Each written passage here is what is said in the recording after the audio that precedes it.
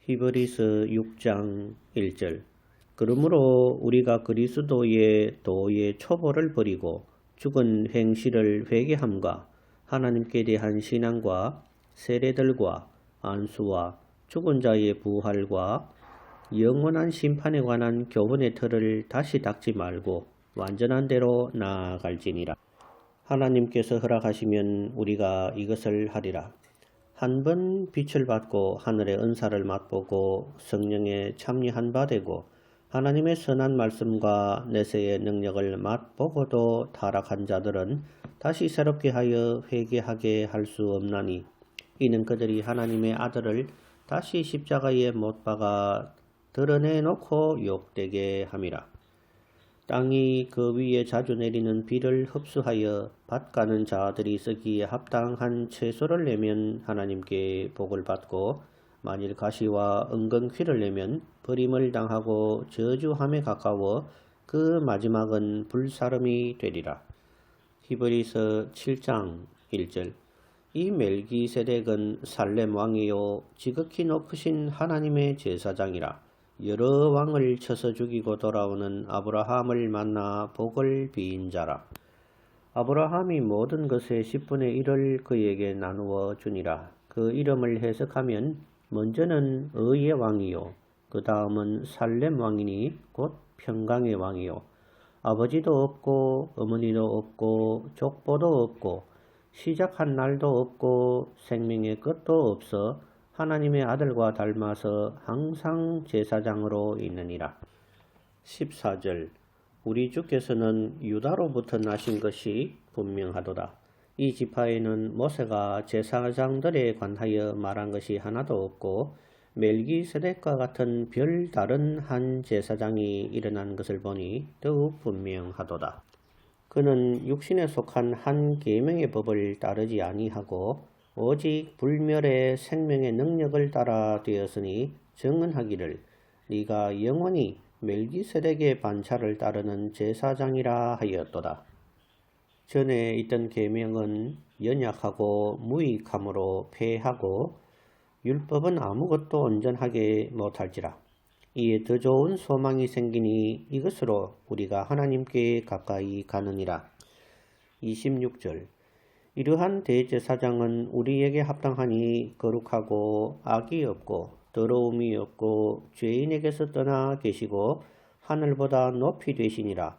그는 저 대제사장들이 먼저 자기 죄를 위하고 다음에 백성의 죄를 위하여 날마다 제사 드리는 것과 같이 할 필요가 없으니 이는 그가 단번에 자기를 드려 이루셨음이라.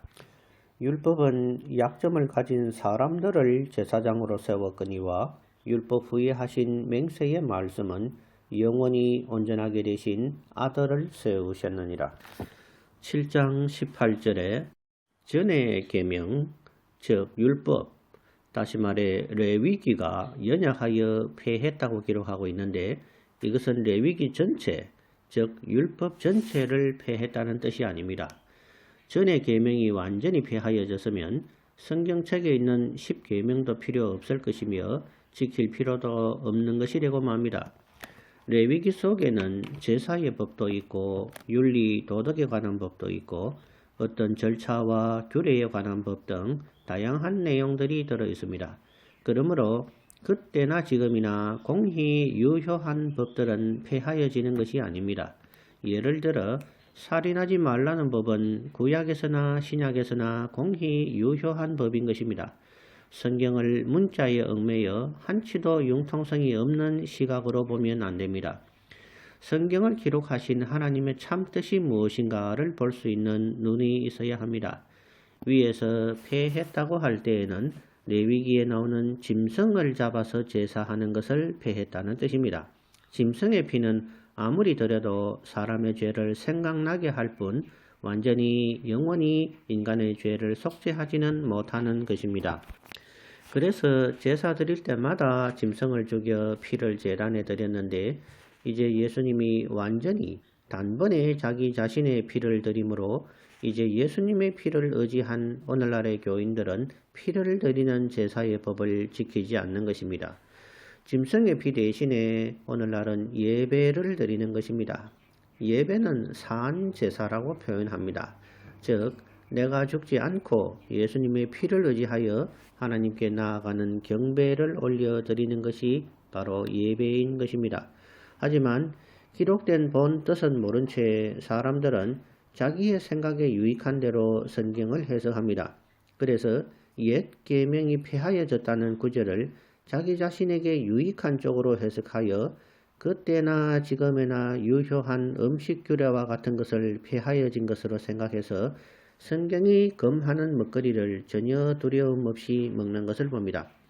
그로 인해 불신자들이 걸리는 온갖 더러운 병들을 교인들도 한치의 차이도 없이 다 걸려서 하나님의 영광을 가리는 모습이 오늘날의 현실인 것입니다.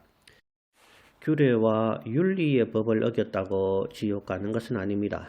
다만 구원을 받은 이후의 성도의 삶은 세밀한 하나님의 율법, 또 율법 안에 있는 명령과 규례와 법도조차도 지키며 거룩을 연습하며 살아가는 것이 더 잘하는 것입니다.